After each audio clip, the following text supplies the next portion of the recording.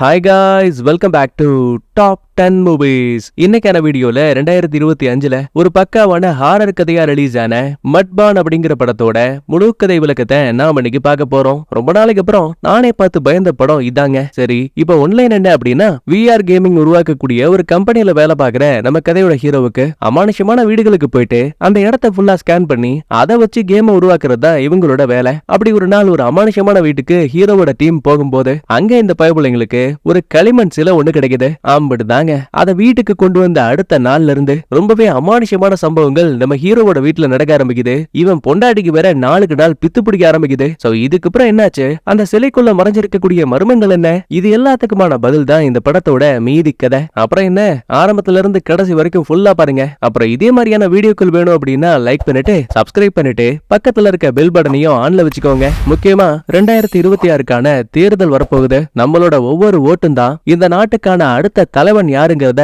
நிர்ணயிக்க போகுது. சோ உங்களோட ஆதரவு யாருக்குங்கிறத கமெண்ட்ல சொல்லிட்டு வாங்க இப்ப அப்படியே கதைக்குள்ள போலாமா.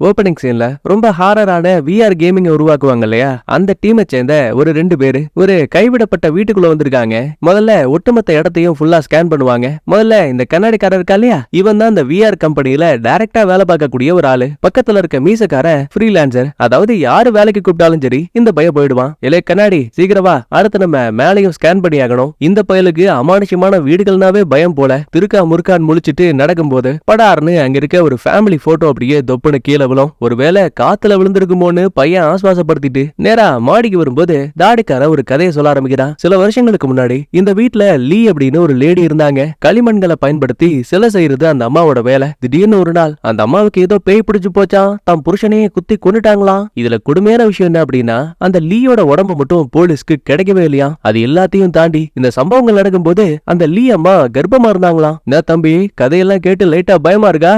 ஆமா பின்ன, இந்த பாரு என்ன தனியா மட்டும் விட்டுறாத. அட என்னப்பா பேய பார்த்து பயப்படுற, நானும் அப்படிலாம் பண்ணவே மாட்டேன். ஏன் தெரியுமா, கல்யாணம் ஆகி 10 வருஷம் ஆச்சு. அப்படின்னா 10 வருஷம் ஒரு பேய மேய்ச்சிருக்கேன்டா.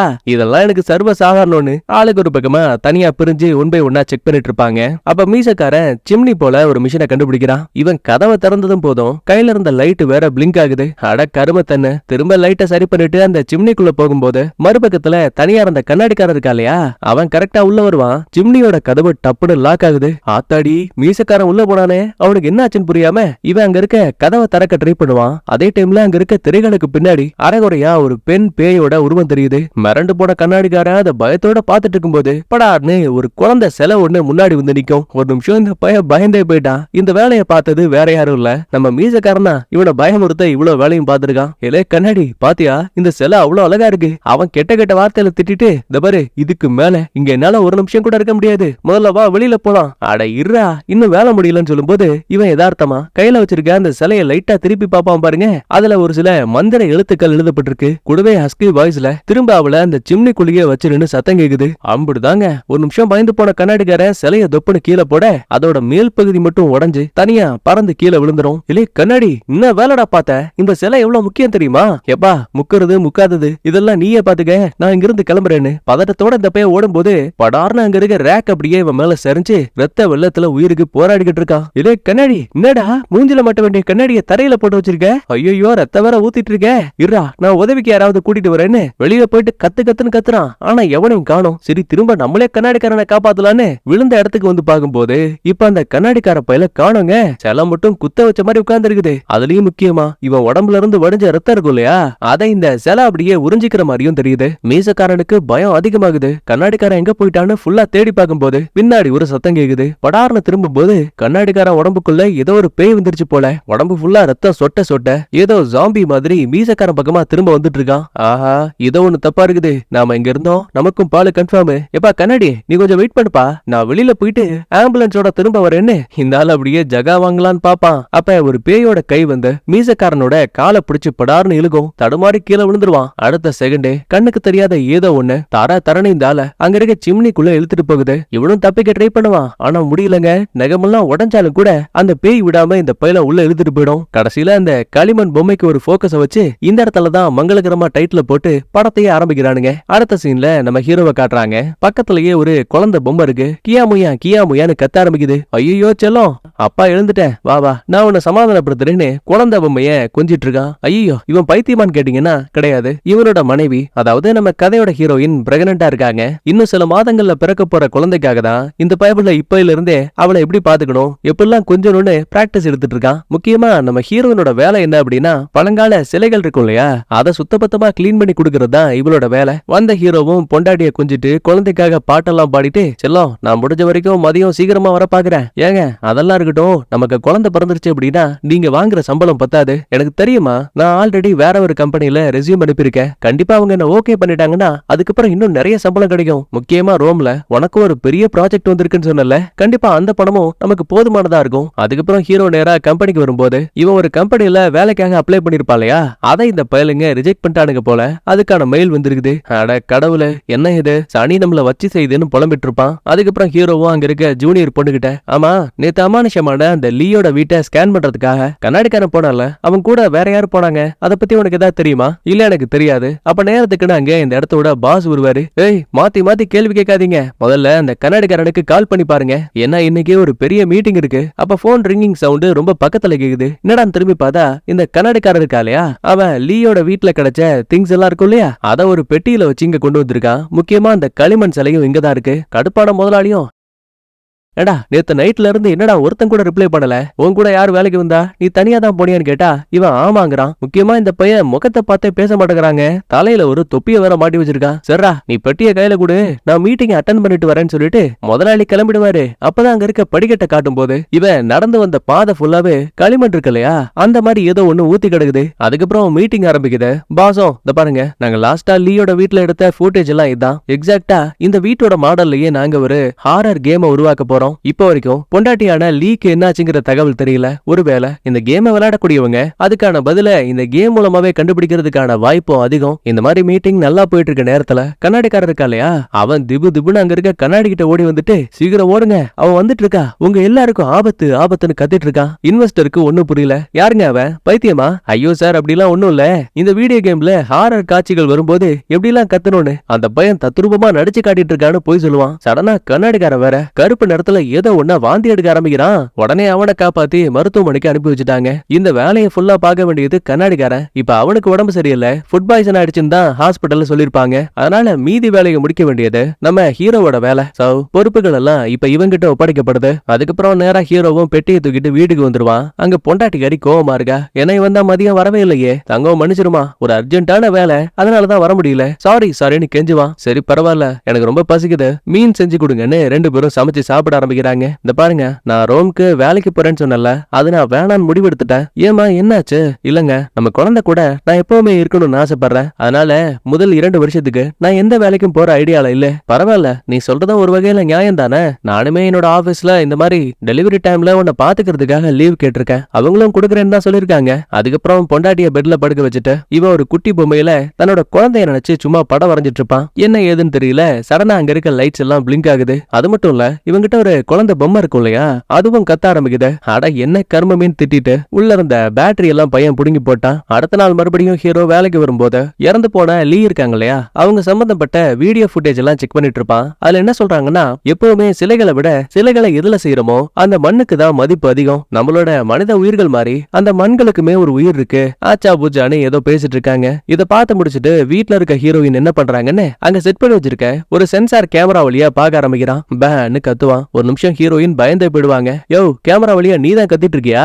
ஆமா செல்லம், சும்மா உன்னை செக் பண்ண வந்தேன். சரி எனக்கு வேலை இருக்கு, நான் உன்னை அப்புறம் பாக்குறேன்னு சொல்லிட்டு ஹீரோயின் போயிடுவா. அப்ப லீயோட வீடியோ மறுபடியும் பிளே ஆகுது. ஒரு சிலைக்குள்ள இருக்க உயிரை அதுக்குள்ளேயே தக்க வைக்கணும் அப்படின்னா அதுக்கு மந்திர எழுத்துக்கள் தேவைன்னு இவங்க உருவாக்குன எல்லா களிமண் சிலைகள்லயுமே கடைசியில இந்த அம்மா ஒரு தாயத்தை வரைஞ்சு விட்டுருவாங்களாம். ஏன்னா அப்பதான் அதோட உயிர் அதுக்குள்ளேயே இருக்குமா. அதுக்கப்புறம் ஹீரோ நேரா வீட்டுக்கு வந்துருவான். வேலையை பார்த்துட்டு இருக்க நேரத்துல பக்கத்து ரூம்ல நம்ம ஹீரோயின் மறுபடியும் ஏதோ ஒரு சிலையை கிளீன் பண்ணிட்டு இருப்பாங்க. செல்லம் வேலையை வேலையை ஸ்டாப் பண்ணிட்டு வா, டைம் ஆயிடுச்சுல, எனக்கு ரொம்ப பசிக்குதுன்னு சொல்லுவான். அப்ப பாருங்க, திடீர்னு கிச்சனுக்குள்ள இருந்து நம்ம ஹீரோயின் வெளியில வருவாங்க. மாமா, நான் உங்களுக்கு ஆல்ரெடி சமைச்சிட்டேன், வாங்க சாப்பிட போலாம். அட உங்க ஒப்பனை உதைக்க, நீ இங்க இருக்கேன்னா அப்ப அந்த ரூம்ல யார் இருக்காங்கன்னு படார்னு திரும்பி பாப்பான். இப்ப அங்க யாரையுமே காணோம். என்ன இது, ஒருவேளை நம்ம பார்த்த எல்லாமே இல்லூஷனா இருக்கும் போலன்னு பெருமூச்சு விடும்போது பொண்டாட்டிக்காரி தோல்ல கைய வைப்பா. இவன் திரும்பி பார்க்கும்போது ஹீரோயினோட உருவம் உடம்பு ஃபுல்லா ரத்தத்தோட பார்க்க ரொம்ப கோரமான கண்களோட தெரியும். பையன் ஒரு நிமிஷம் பயந்து கத்த ஆரம்பிச்சிருவான். பார்த்தா இது எதுவுமே உண்மை கிடையாது. இவன் இவ்வளவு நேரமா தூங்கிட்டு இருந்திருக்கான். இவனை எழுப்ப வந்த ஹீரோயினும், யோ என்னையாச்சு, எதுக்கே கத்துற?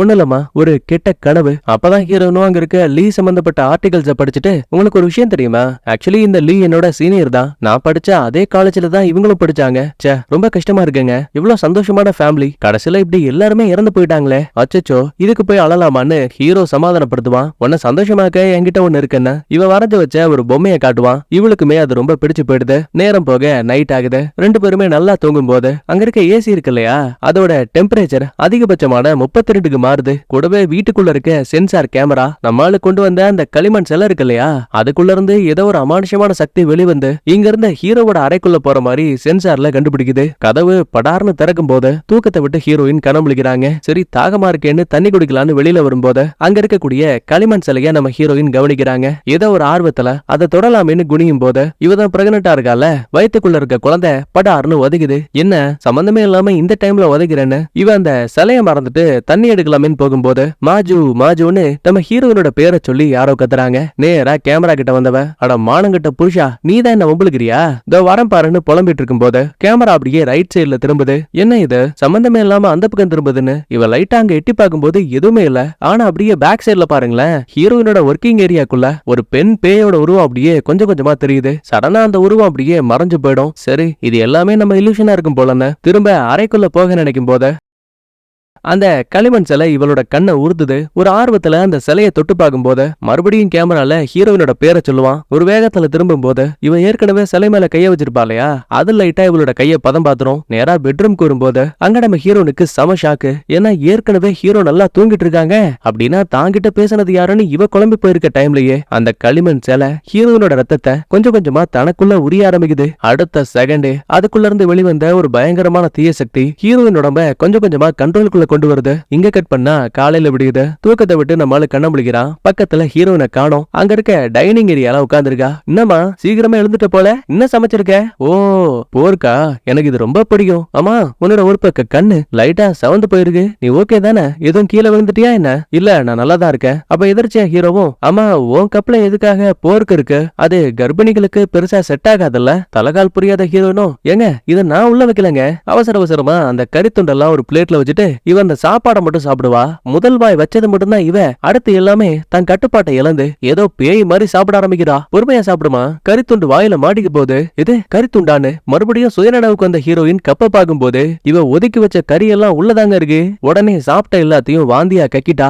அடுத்து ஒரு டேப்லெட்டை போட்டுட்டு டம்ளர்ல எச்சி வச்சு தண்ணி குடிக்கும் போது களிமண் மாதிரியான ஏதோ ஒண்ணு அந்த தண்ணிக்குள்ள ஃபார்ம் ஆகுது. ஆனா இதை நம்மால கவனிக்கவே இல்ல. கட் பண்ண இந்த பக்கத்துல நம்ம ஹீரோ இருக்கா இல்லையா, அந்த இறந்து போன லீ இருக்காங்களே, அவங்களோட தங்கச்சியை பார்க்க வந்திருக்கான். இவள ஷார்ட்டா கேடி பொண்ணுன்னு மைண்ட்ல வச்சுப்போம். ஆக்சுவலி ஹீரோ இங்க வந்ததுக்கான காரணம் விஆர் கேமிங்ல இவங்களோட சிலைகளையும் அந்த லீயோட வீட்டையும் ஆட் பண்ணிக்கலான்னு ஒரு சின்ன பெர்மிஷனுக்காக தான். வந்த வேலையை முடிச்சிட்டு நம்ம ஆளு கிளம்பிட்டான். அடுத்து மறுபடியும் லீயோட வீட்டுக்கு ஹீரோ வரும்போது அங்க நிறைய சிலைகள் இருக்கு. எல்லா சிலைகளுக்கு பின்னாடியுமே ஒரு தாயத்து வரையப்பட்டிருக்கு. அப்ப ரத்த கரைகளோட ஒரு சிலையோட தலை ஒண்ணு கிடக்கு. இது ஆர்வமா பார்க்கக்கூடிய டைம்லயே பேக் சைடுல தலையெல்லாம் விரிச்சு போட்டுக்கிட்டு ஒரு ஆணோட பேய் வந்து நிக்குது. அந்த களிமண் சிலைய திரும்ப சிம்னிக்குள்ளேயே வச்சிருங்கன்னு ஒரு குரல் கேட்கும். பயந்து போனவன் படார்னு திரும்புறான். ஆனா அங்க அந்த ஆணோட பேய காணோம். வெறும் இலூஷனா தான் இருக்கும்னு பெருமூச்சு விட்டா ரைட் சைடுல ஒரு பெண்ணோட பேய் போகுது. திபு திபுன்னு ஓடி வந்து லைட் அடிக்கும் போது அங்க கையில ஒரு களிமண் சிலை குழந்தையோட கொடூரமான அந்த லீயோட பேய் வந்து நிக்கும். பொம்மைய திரும்ப எடுத்த இடத்துலயே வைங்கன்னு சத்தம் கேக்குது.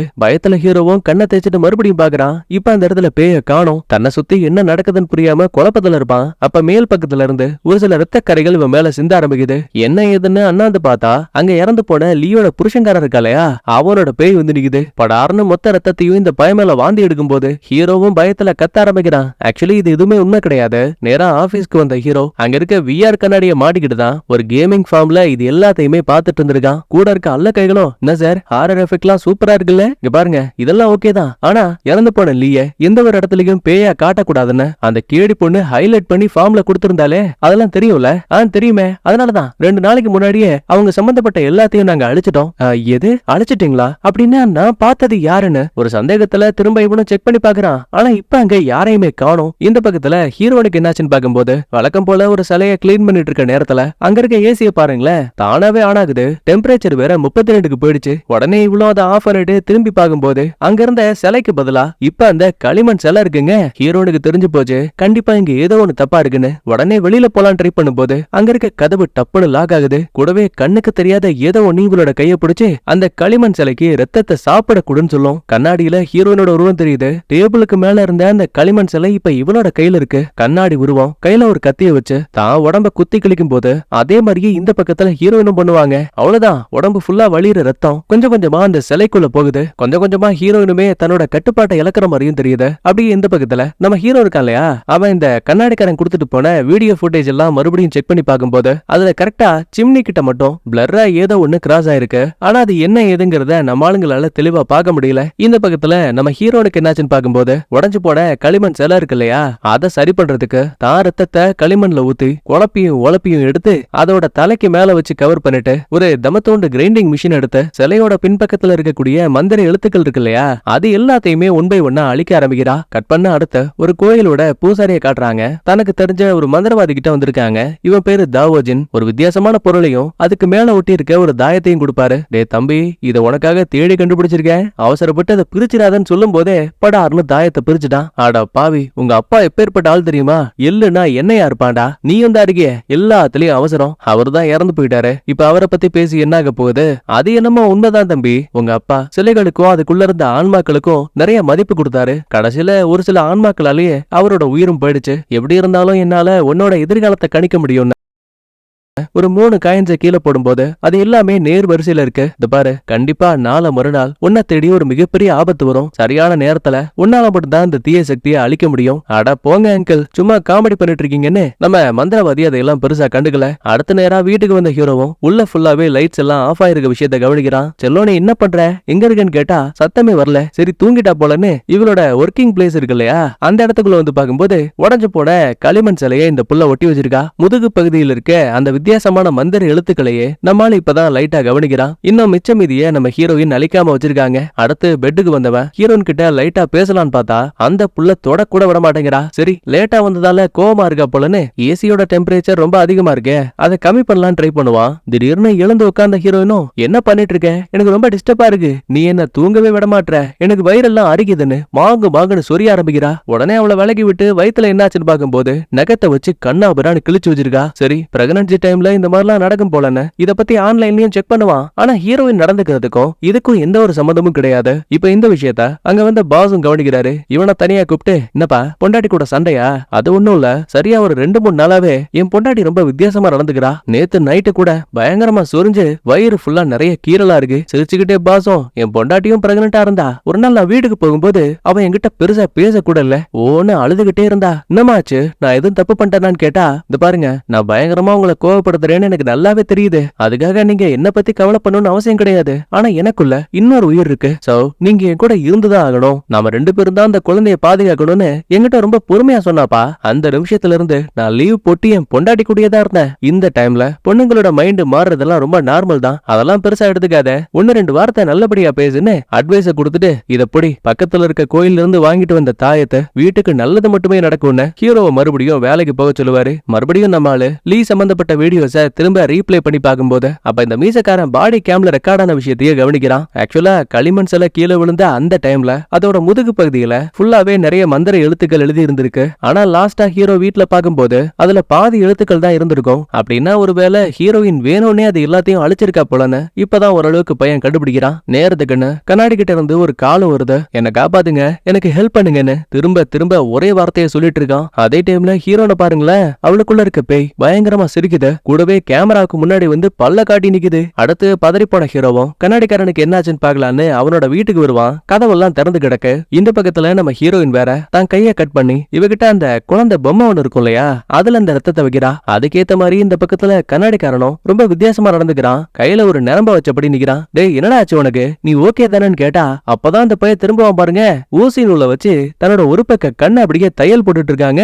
அது என்ன உயிரோட விடாது, என்ன காப்பாத்து காப்பாத்துன்னு கதறுவான். இந்த பக்கத்துல நம்ம ஹீரோயின் பொம்மையோட கைய ஒரு பக்கமா திருப்பினதும் போதும் அடுத்த செகண்டே கண்ணாடிக்காரன் கையும் அதே மாதிரியே திரும்பி எலும்பெல்லாம் உடைஞ்சு போகுது. தலையை அப்படியே கொத்தா புடிச்சு அங்க இருக்க டேபிள்லயே டம்மு டம்முன்னு இடிச்சுப்பான். அது மட்டும் இல்ல கடைசியில கைய சுத்தி கொண்டாந்து வாய்க்குள்ள ஏதோ கொக்கி மாதிரி மாட்டி கழுத்தை உடைக்க ட்ரை பண்ணுவான். அந்த டைம்ல கூட அந்த களிமண் சிலை அதுக்கு பின்னாடி இருக்கக்கூடிய மந்திர எழுத்துக்கள்னு ஏதோ ஒண்ணு சொல்ல ட்ரை பண்ணிட்டு ஹீரோவோட கண் பார்வையிலேயே அந்த பையன் கழுத்து உடைஞ்சு அங்கேயே இறந்து போயிட்டான். அதுக்கப்புறம் போலீஸ்க்கு இன்ஃபார்ம் பண்ணிட்டு இறந்து போன உடலை ஆம்புலன்ஸ்ல அனுப்பி வச்சிருவாங்க. திரும்ப கம்பெனிக்கு வந்த ஹீரோவுக்கு சிலைக்கு பின்னாடி இருக்க மந்திர எழுத்துக்கள் என்னங்கறத தெரிஞ்சுக்கணுங்கிற ஆர்வம் உருவாகுது. சோ பிளரா இருக்க போட்டோவை ஏஐல போட்டு என்ஹான்ஸ் பண்ணும்போது ஓரளவுக்கு மந்திர எழுத்துக்கள் என்னங்கறத கண்டுபிடிச்சிட்டான். அதே டைம்ல ஹீரோனை பாருங்க தான் ரத்தத்தை அளவுக்கு அதிகமா அங்க இருக்க களிமண் சிலை மேல ஊத்திட்டு இருக்கா. அதுக்கப்புறம் ஹீரோயின் நல்லா தூங்கி போயிடுவாங்க. கொஞ்ச நேரத்துக்கு அப்புறமா வீட்டுக்கு வந்த ஹீரோவும் சத்தமே போடாம இவ ஒர்க் பண்ணக்கூடிய அந்த ஏரியாவுக்கு வருவான். முன்ன விட அந்த சிலை ரொம்ப மாறி போயிருக்க விஷயத்த பார்த்து மிரண்டு போனவன் தெரியாதனமா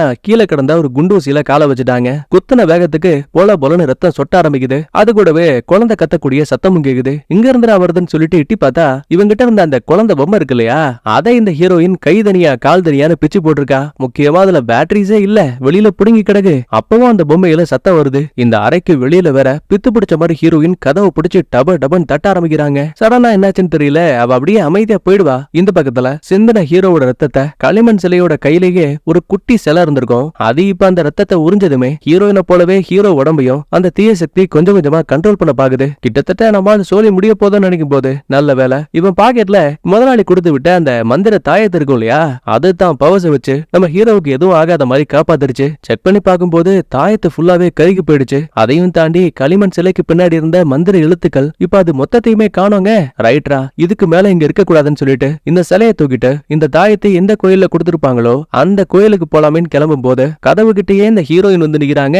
படார்னு சிலையை வாங்கிட்டு திபு திபுன்னு உள்ள போயிடுவா.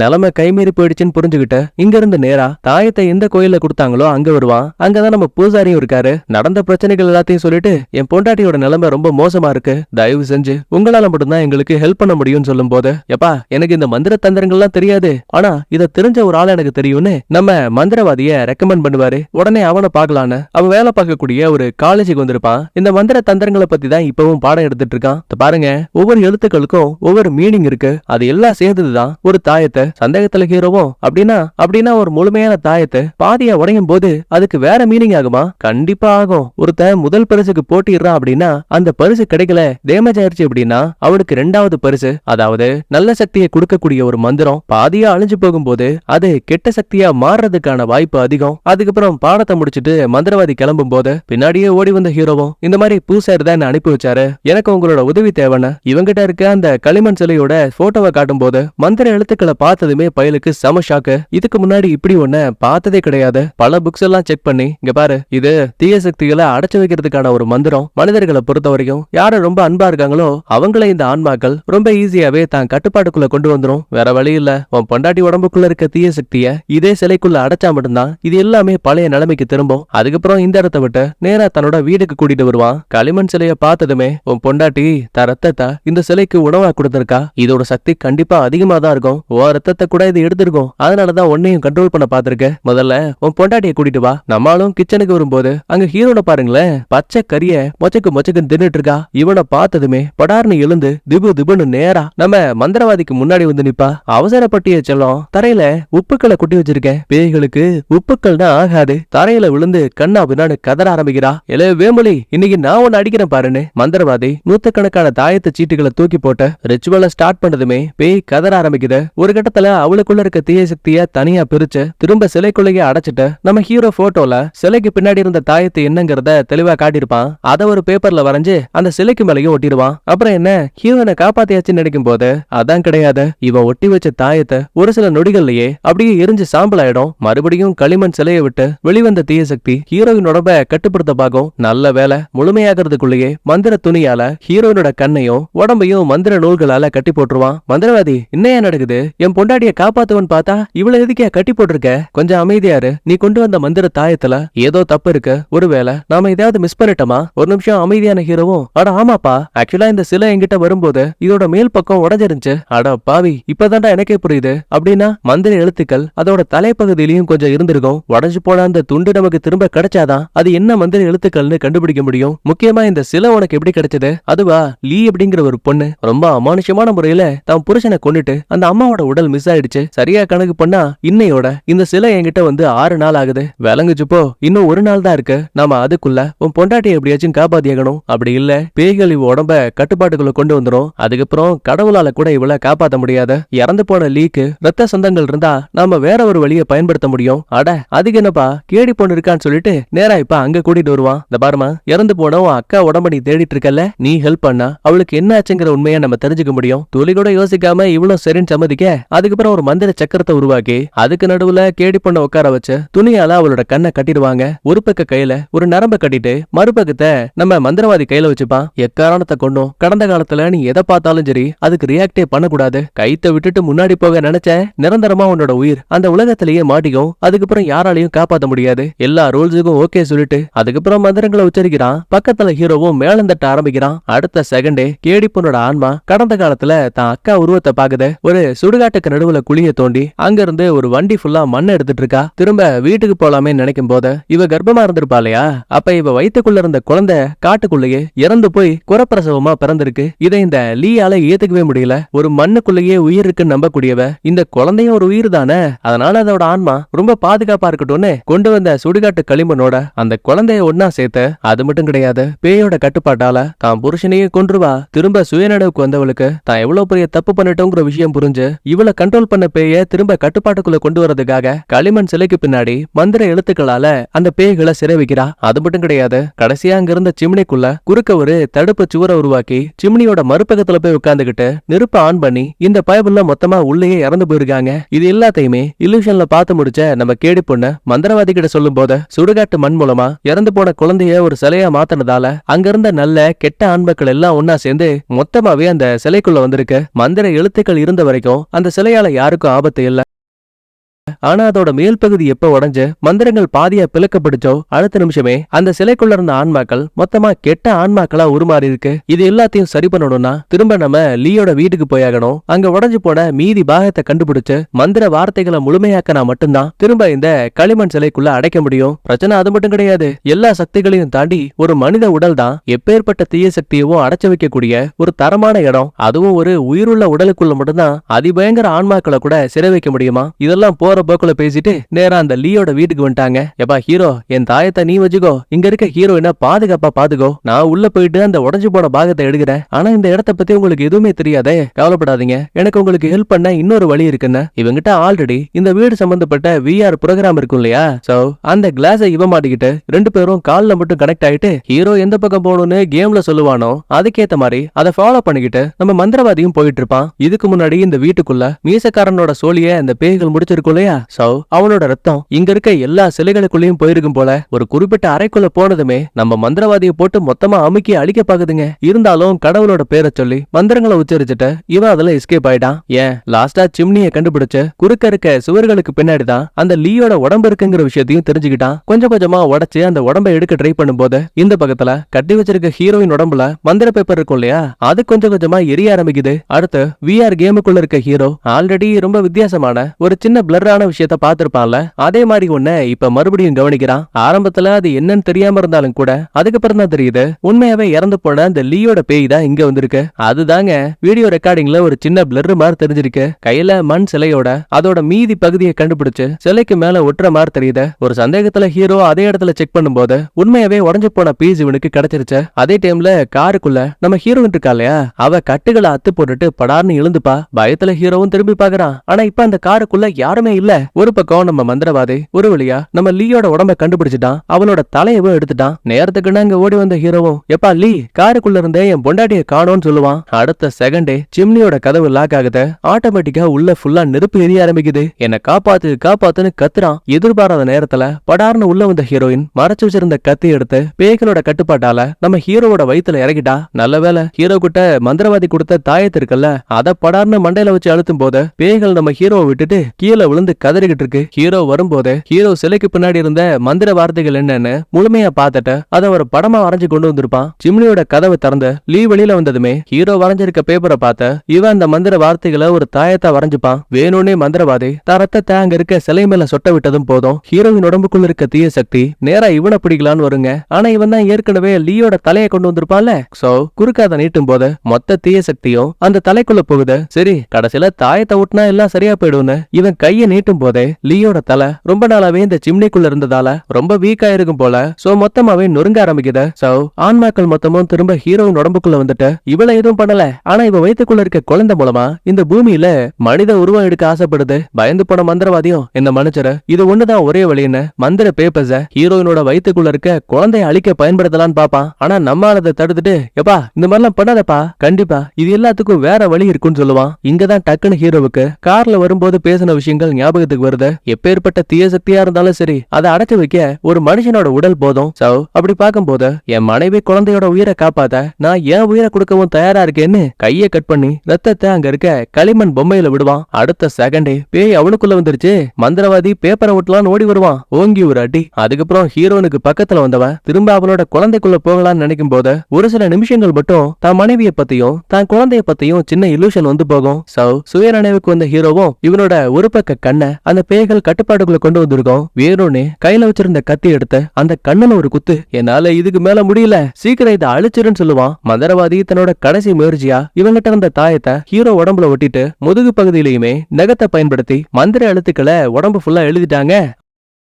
அவ்வளவுதாங்க. இதுக்கப்புறம் ஹீரோ நிரந்தரமா படுத்த படுக இவன் கதை முடிஞ்சு. இந்த சம்பவங்கள் நடந்து சில மாதங்களுக்கு பிறகு ஹீரோயினுக்கு நல்லபடியா குழந்தை பிறந்தாலும் கூட ஹீரோ இல்லையேங்கிற ஒரு வருத்தமும் இருக்கு. ஆனா அது எல்லாத்தையும் போக்கிக்கிறதுக்கு இவளுக்கு இன்னொரு ஆப்ஷன் என்ன அப்படின்னா ஹீரோனுக்காகவே எதிர்காலத்துக்காக இவன் வீட்டுல இருக்க மாதிரி தன்னைத்தானே ஒரு விஆர் புரோகிராமா பண்ணி வச்சுட்டு போயிருப்பான். எப்பெல்லாம் ஹீரோயின் ஹீரோவை மிஸ் பண்ணுவாளோ இந்த விஆர் கிளாஸ் மூலமா ஹீரோவை பார்த்து தன்னோட மனசை ஆசுவாசப்படுத்திக்கிற மாதிரி காட்டி அப்படியே இந்த இடத்துல சூப்பரா படத்தையும் முடிக்கிறாங்க. நான் சொன்ன இந்த கதை பிடிச்சிருந்தா லைக் பண்ணுங்க.